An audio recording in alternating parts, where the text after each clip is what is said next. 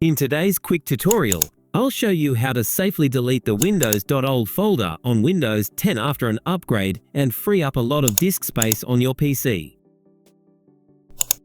If you just upgraded your Windows and noticed the huge Windows.old folder eating up space, this video is for you. Let's get started.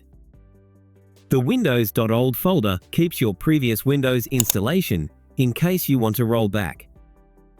But if your upgrade was successful and you don't need to go back, it's completely safe to remove it. First, right-click on Disk C and then select Properties. Click Disk Cleanup.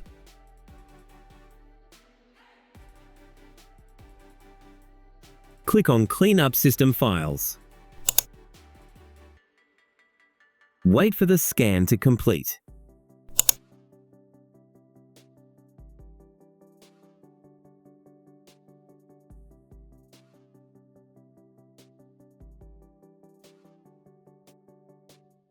In the list, find and check Previous Windows Installation S.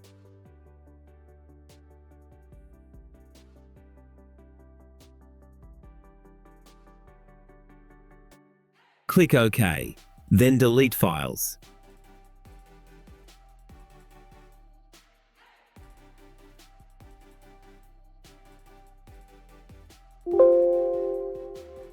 Confirm if asked. This will start deleting the Windows.old folder and free up many GBs.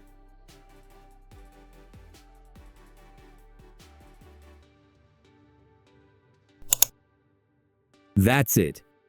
Now you've cleaned up your PC and reclaimed storage space. If you found this video helpful, like, subscribe, and share with friends. Comment below if you have questions or want more Windows tips. Thanks for watching IT Next. See you in the next video.